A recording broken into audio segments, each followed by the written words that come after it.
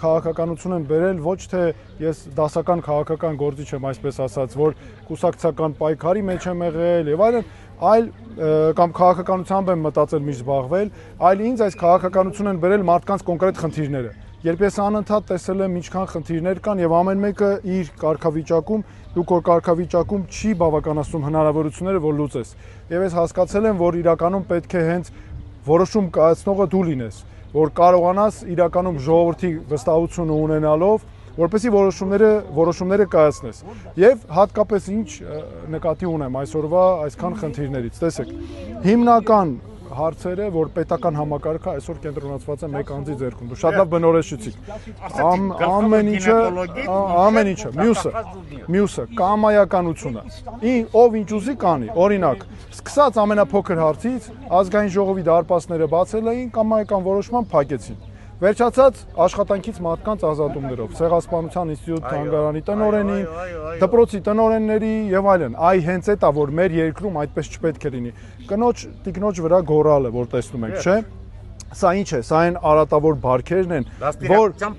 այո, բայց նաեւ այն անպատժելիությունն է, որ իշխանություն ունեցող մարդը կարա զգա, որ ինքը շրջապատված է թիկնապահներով, կամ ոչ միայն իշխանություն, ոչ միայն պետական, այլ ինչ որ, չգիտեմ, խմբեր, մեծահարուստ կլինի, ով ուզում է լինի, այդպիսի ցավոք սրտի դեպքեր շատ են եղել մեր հանրապետությունում։ Հիմա մեր խնդիր նպատակներից է նաև այնպես անել, որ վերանա նման դեպքերը, որ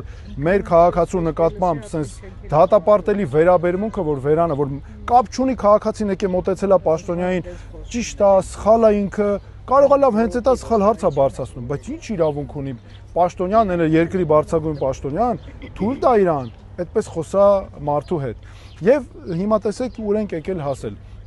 Մարդկանց այսօր համատարած մենք այդ թեժգիծը որ ստեղծեցինք այս ընտրությունների ընթացքում,